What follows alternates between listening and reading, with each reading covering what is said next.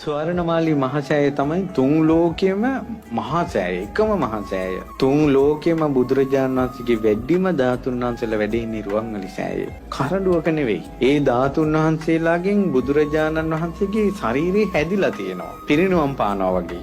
ඒ හැදිච්ච ශරීරයෙන් ඉරිදියෙන් මස් මාංශ හැම හැදිලා මේ රෝම කූප පවා තියෙනවා. හුස්ම හෙලන්නේ නැති එකයි නෙත් විවර කරන්නේ නැති එකයි විතරයි රුවන්වැලි සෑය ඇතුලේ බුදු පිළිම නිර්මාණය වුණ බුදුරජාණන් වහන්සේගේ වෙනස.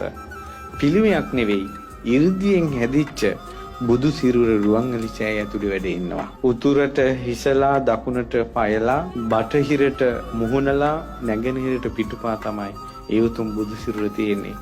සුන්දර රශ්මි ධාරා විහිදී ධාතු පරිනිර්වාණය වෙනකල් මේ බුදු සිරුර රුවන්වැලි සෑයේ වැඩ ඉන්නවා. රුවන්වැලි සෑයේ ඇතුලේ තියෙන බුද්ධ චරිතේ ප්‍රතිමා එළියට ගත්තොත් රුවන්වැලි සෑයේ මළුව වගේ 4-5 ගුණයක් ඕන. එච්චර ඇතුලේ තියෙනවා. මේ පෘථිවි තලයේ වටිනාම මාණික්ක රන් රිදී මුතුමැණික් රුවන්වැලි සෑය ඇතුලේ තියෙන්නේ. රුවන්වැලි මහා සෑයේ බුදු සිරුර මැවිල්ලා ප්‍රාතිහාර්ය පෑවා. සියලු රහතන් වහන්සේලා වැඳපු තැන. වාහල් කඩවල පවා ධාතුන් වහන්සේලා නිදන් කරලා තියෙන රුවන්වැලි සෑයේ. ඒ නිසා ස්වර්ණමාලී මහා සෑයට ජීවිතේ පූජා කරලා වැඳලා පුදන අයට එයාලට දේවාලයක් ඕනේ නැහැ. එයාලගේ හිතේ බුදුරජාණන් වහන්සේගේ සරණ පිහිට ඒ විදිහටම තියෙනවා. හදිහෝනියමක්වත් වදින්නේ නැහැ පින්වත්නි රුවන්වැලි සෑයට ජීවිතේ පූජා කළාට පස්සේ. නිතර බෝධින් වහන්සේට පූජා තිතිය ඉන්න අයට හදිහෝනියමක්වත් වදින්නේ නැහැ. තියෙන හදිහෝනියන් දුරු වෙලා යනවා.